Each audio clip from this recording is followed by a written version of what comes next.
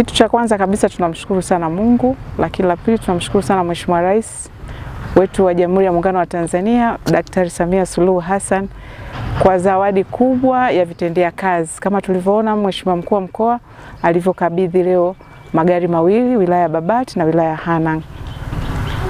Cha tatu namshukuru sana Mheshimiwa RC Madam Queen Cuthbert Sendiga kwa kazi kubwa anayoifanya mkoa wake wa Manyara na kwenye wilaya yetu ya Hanang'.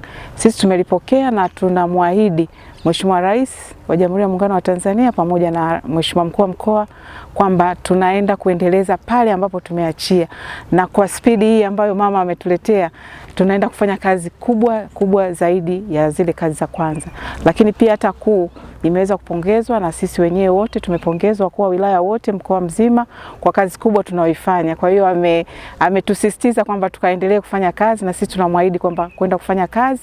Lakini kamati yangu ya ulinzi ni kwamba itahakikisha inaendeleza kusimamia ulinzi, hususan kipindi tunachoelekea kwenye uchaguzi.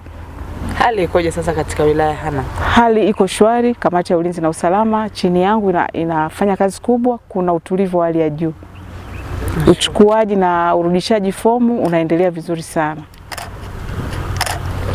Asante. Sisi wilaya ya Babati niseme kwamba tumebarikiwa sana.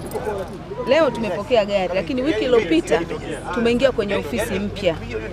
Wilaya ya Babati tumejengewa ofisi nzuri ya zaidi ya bilioni 3 kwa ajili ya kuweza kutoa huduma kwenye eneo ambalo ni zuri na salama na lenye hadhi.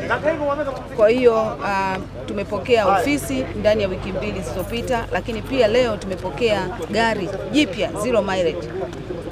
Hakika tutakwenda kufanya kazi hii ya kuwahudumia wananchi kwa weledi mkubwa kwa sababu tumeshawezeshwa.